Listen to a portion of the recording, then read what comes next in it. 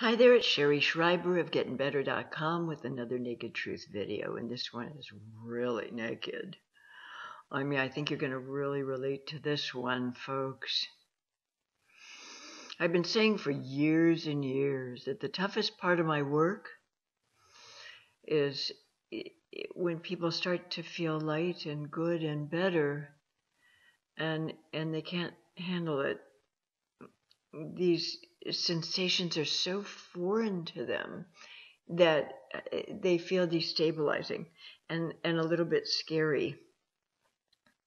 So that's, in truth, the toughest part of my work is just helping people adapt to, as they start to get well and feel good, helping them adapt to these nice, light, blissful, joyful, great feelings, because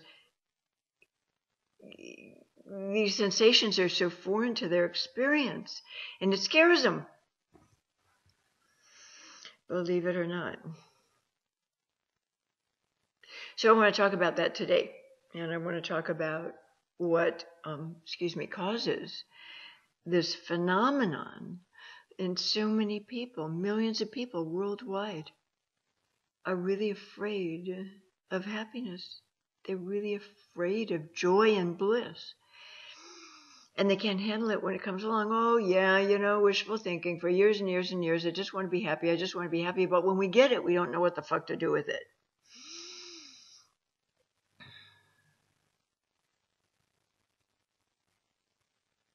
So this has literally been the toughest part of my work in my consulting practice for years.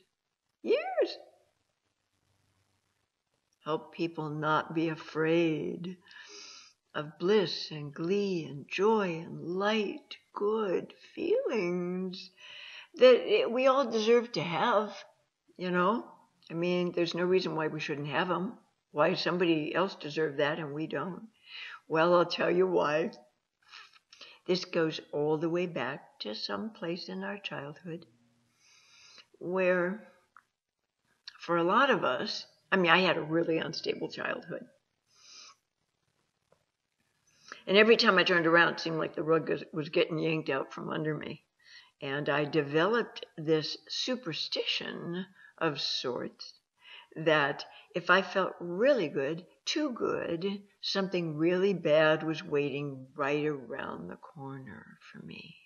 Because every time the rug did get yanked out from under me as a child, I was terribly disappointed, terribly destabilized, and I was dropped on my head. Somebody pulls the rug out, you get dropped on your head. And when this happens over and over and over again to us as children, it sets us up for a kind of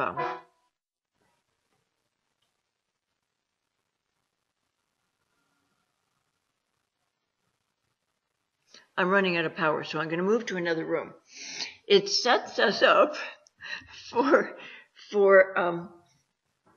a need to control that devastation, that setback, that difficulty. And we start anticipating disaster. We start thinking of all the things that could possibly go wrong, and we prepare ourselves for this disaster. I'm taking you through a journey through my house and getting to my power cord here in my office once again. And I'm probably going to lock the cats out of the room. Hang on a minute. I'll be right back.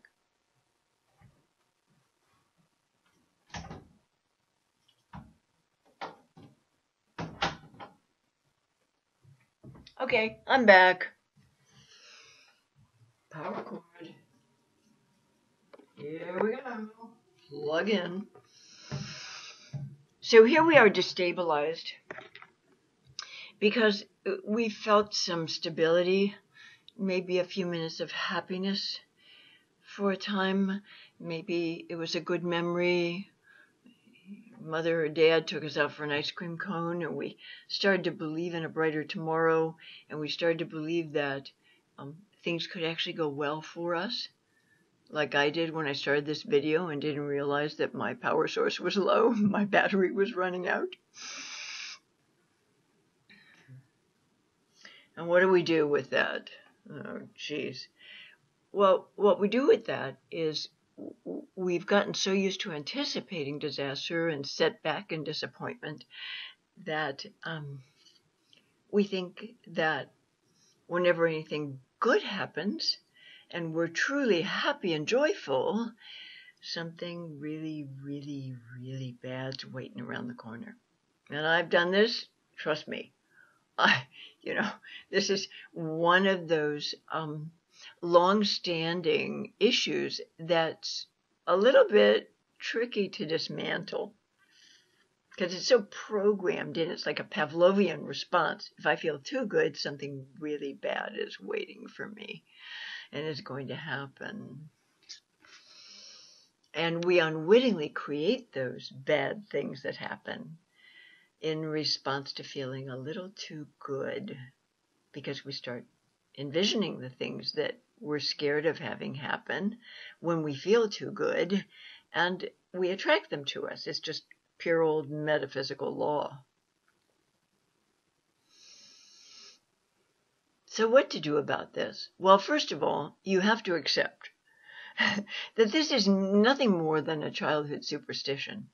It's really nothing more than that.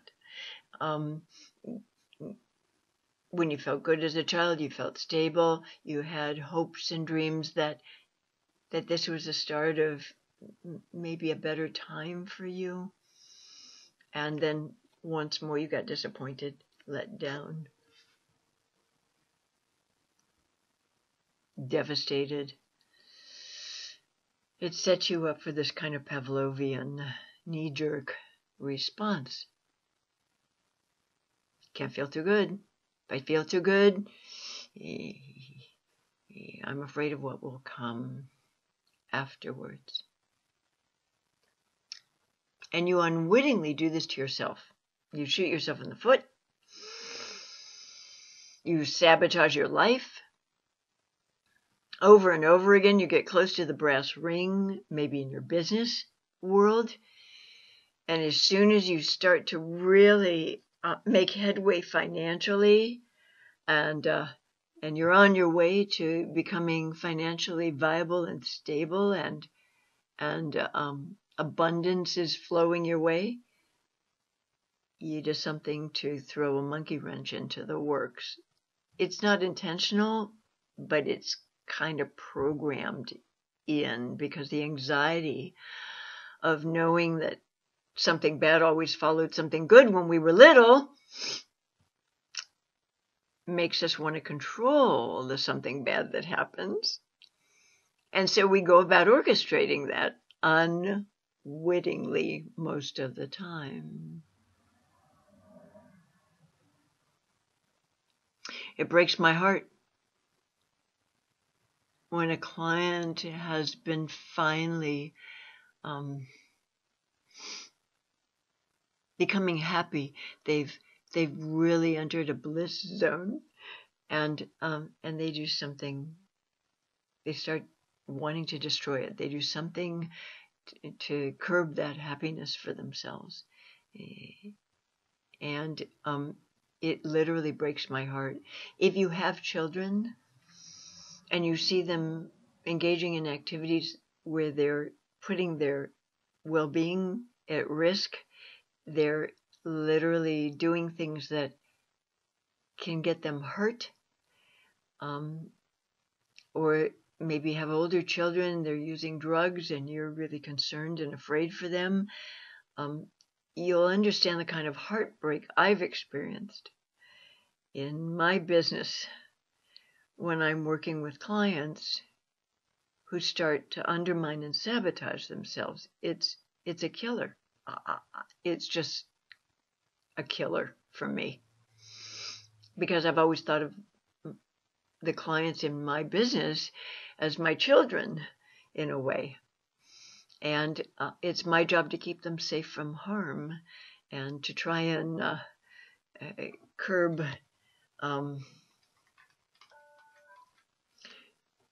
acting out tendencies that might undermine them or set them back. So part of dismantling this reflex to self-sabotage just when we get close to the brass ring is to remember this is just childhood programming. This is really just a knee-jerk Pavlovian response. You know, Pavlov's dogs, right? Ring the bell, feed the dogs. Ring the bell, feed the dogs. Do this for a couple of weeks. Ring the bell. Dogs associate the bell with getting fed. One day, they ring the bell. They don't feed the dogs. The dogs are salivating. Their mouths are drooling. They're anticipating that food. Well, the same thing happens with us. We get programmed to expecting disappointment, disaster, and despair, and devastation after things feel really good for a short time. If we grow up and we enter into a relationship with someone who isn't very balanced, and they have a hard time feeling close with us, feeling connected with us, having a true, nourishing, romantic, loving partnership with us. When they start to get close to us, when they start to feel warm, fuzzy feelings toward us, they've got to throw a monkey wrench into the works. They've got to distance, pick a fight,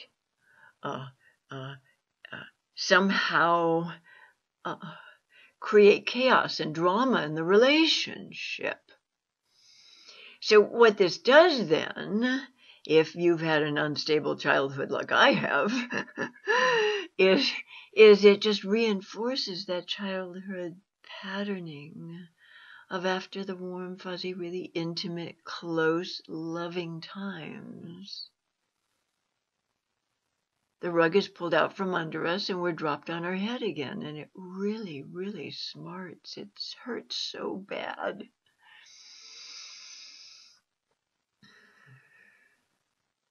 And with this pattern from early on in our life being reinforced on a regular basis in this marriage or in this relationship we have, it reinforces our belief that bad always follows good.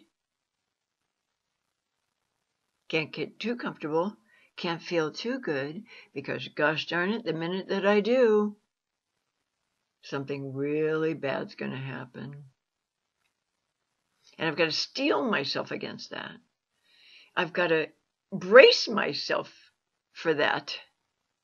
And I can never truly relax.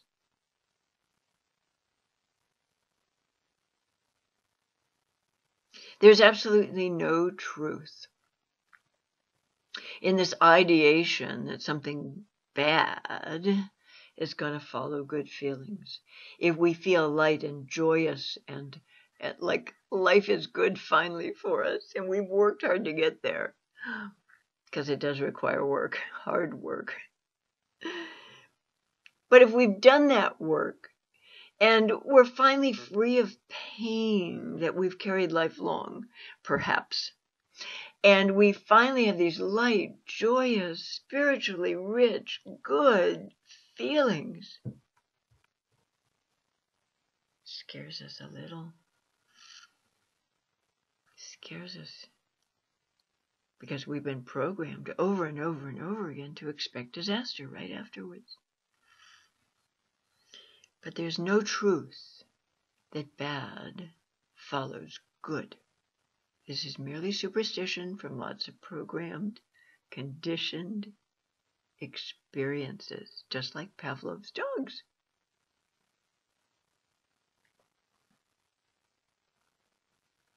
Have you ever laughed so hard, you've been with a friend or a couple of friends, and something tickles that funny bone of yours, and you're laughing so frigging hard, your sides are aching, you cannot stop laughing, you're just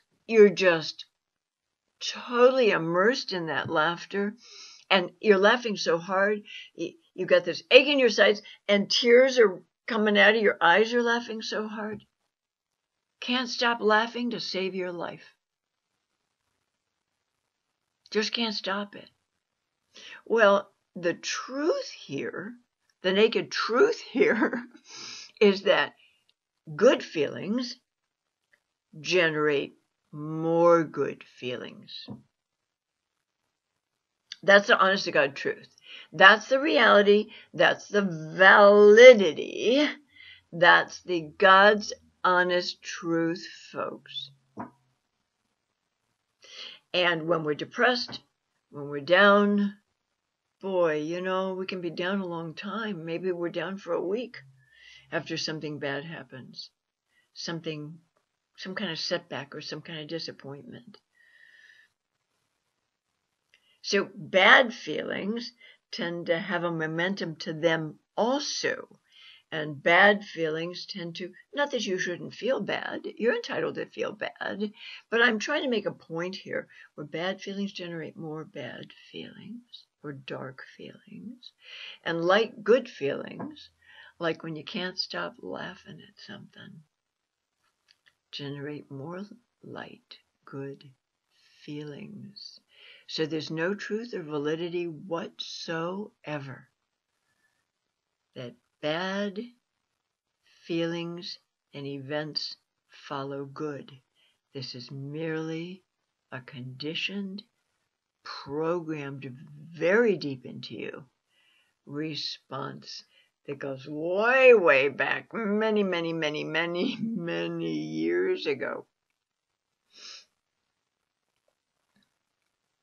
I had a girlfriend for a lot of years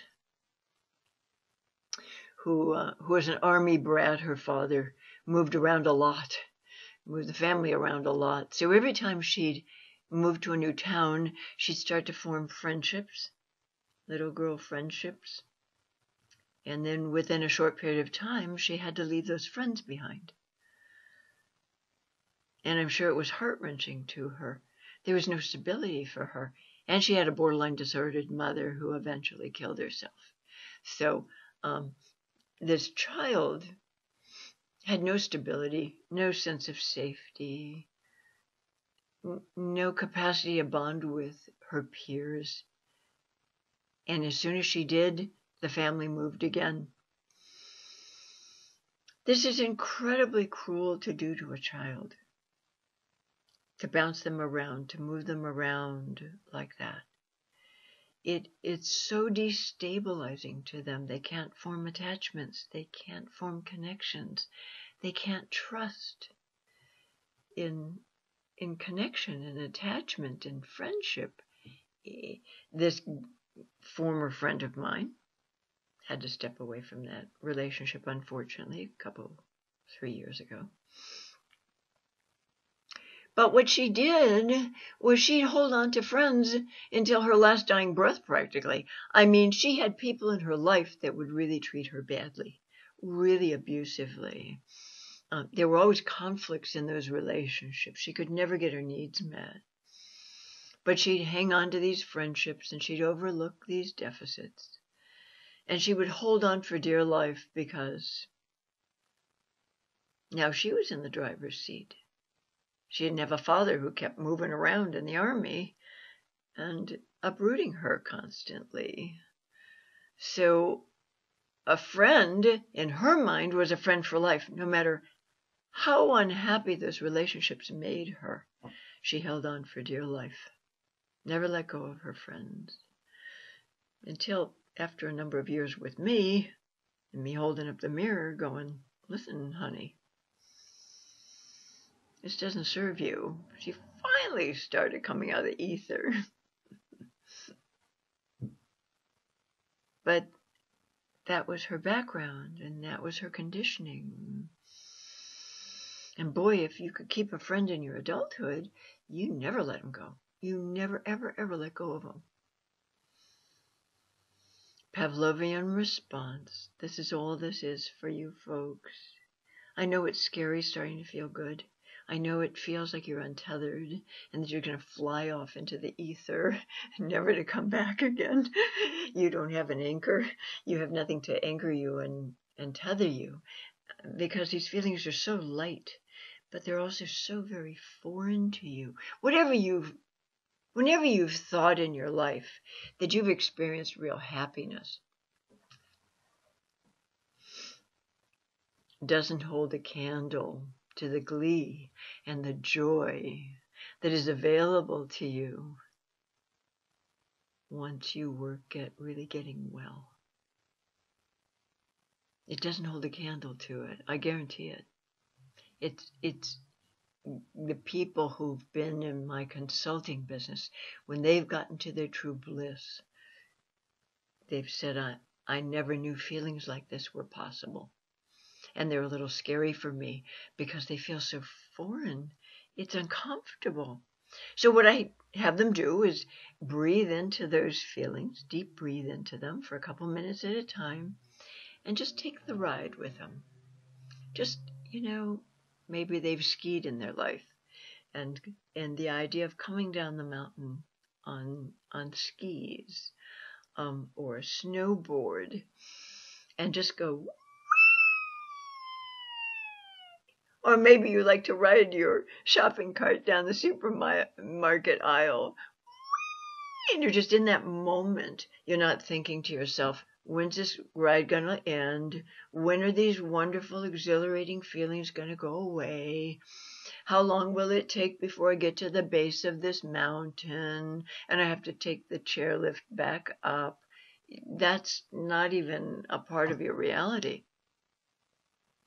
You're just allowing yourself to be in that moment of glee, coming down that snowy mountain, or riding a big, magnificent wave in the ocean if you're a surfer.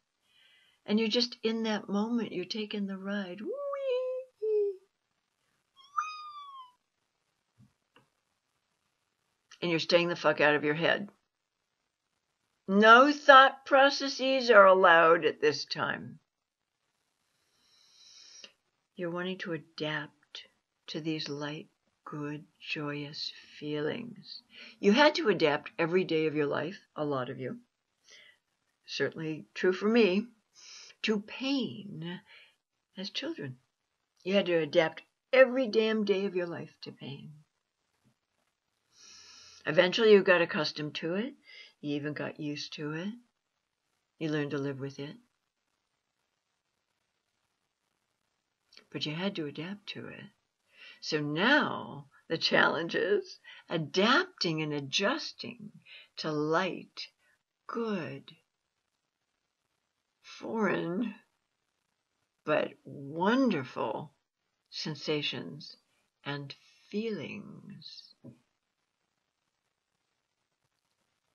And not sabotaging them by thinking, how long is this going to last?